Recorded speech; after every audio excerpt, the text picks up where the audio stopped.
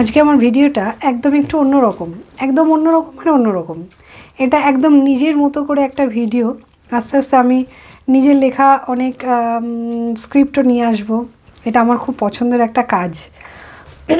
তো আজকের ভিডিওটা একদম নিজস্ব রকমভাবে, অন্যরকমভাবে, কিছুটা আধ্যাত্মিকতা, কিছুটা নিজের সংমিশ্রণে এরকম একটা ছোট্ট ভিডিও আজকে আমি বলবো তোমাদেরকে। একটা জিনিস তোমাদের সাথে শেয়ার করব।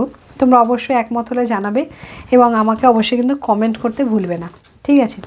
সেটা হচ্ছে যে আমাদের জীবনে ধর্ম, মানুষের জীবনে ধর্ম মানে ধর্ম বলতে ধর্ম যেটা হিন্দু ধর্ম, বৌদ্ধ ধর্ম ও খ্রিস্টান ধর্ম, এটা ধর্ম নয়। কিন্তু মানুষের জীবনে মানবিক ধর্ম, ধর্ম আমাদের তিন প্রকার হয়, তাই নয় কি?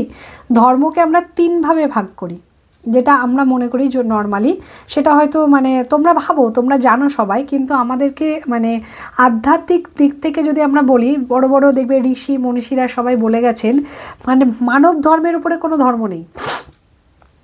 এটা কিন্তু প্রত্যেকে বলে গেছে, সেখানে কোনো রকম জাতপাতের বিষয় নয়। ধর্ম হচ্ছে ধর্ম নিজের ভেতরকার মানুষের ধর্ম, মানব ধর্ম। সেই মানব ধর্মকে আমরা তিন ভাগে ভাগ করে থাকি জেনারেলি। একটা হচ্ছে ভক্তি, আর একটা হচ্ছে জ্ঞান, একটা হচ্ছে ক্রিয়া, তাই না? সেটা হচ্ছে ভক্তিটা কি জিনিস, আমরা ভক্তিটা জানি। ভক্তিটা দিয়ে আমরা বুঝি যে ভগবান আছেন, ভগবান একটা আমাদের উপরে কোনো একটা স্পিরিট আছে, যেটা আমরা ভগবান বলে যাকে আমরা মানি। যে সেটা বিভিন্ন ধর্মের বিভিন্ন রকম মানুষ বিভিন্ন রকমভাবে, সেরকম একটা ধর্ম হচ্ছে আমাদের। সেটা একটা হচ্ছে ধর্মের দিক থেকে আমরা ভক্তিটাকে মানি, যে ভগবান আছে, আমরা ভক্তি করি। ধর্ম এটাই আমাদের, যে ভগবান আছেন, ভগবান আমাদেরকে দেখছেন, ভগবানের আমরা করছি, সেবা করছি, শ্রদ্ধা করি, তাকে ভক্তি করি, তিনি আছেন, আমরা বিশ্বাস করি। এটা হচ্ছে আমাদের ভক্তি, সেটা একটা ধর্ম। আচ্ছা, দ্বিতীয় ধর্ম হচ্ছে জ্ঞান।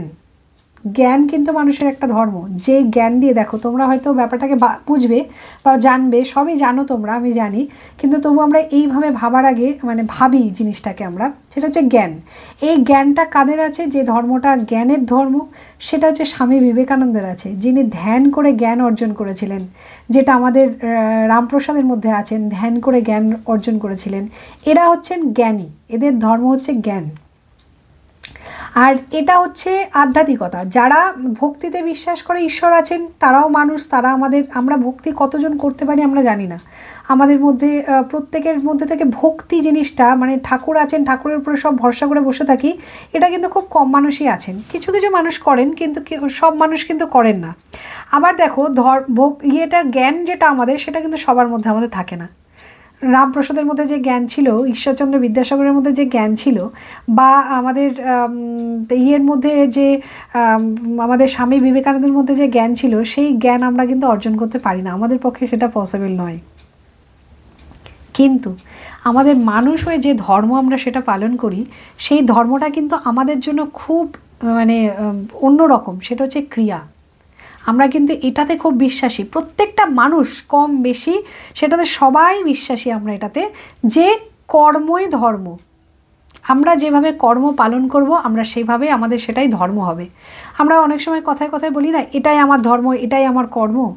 তো এটাই হচ্ছে সব থেকে বড় কথা, আমাদের ক্রিয়াটা মানে আমাদের কর্মটা ভালো করতে হয়, যেটা আমাদের ধর্ম হওয়া উচিত। আমরা কিভাবে কাজ করব, কার বিরুদ্ধে আমাদের সেবা করা উচিত, কার ব্যাপারে আমাদের ধৈর্য ধরা উচিত, কার ব্যাপারে আমাদের যে কর্মটা, আমরা যে কর্ম, আমরা এটা বিশ্বাস করি যে আমরা যদি ভালো কাজ করি তাহলে আমাদের সাথে ভালোই হবে। আমরা যদি খারাপ কাজ করি তবে আমাদের কিন্তু খারাপের ফলটা ভোগ করতে হয়, আবার ভালো করলেও ভালোর ফলটা কিন্তু আমরা ভোগ করি। এটা হচ্ছে ক্রিয়ায় আমাদের একটা ধর্ম।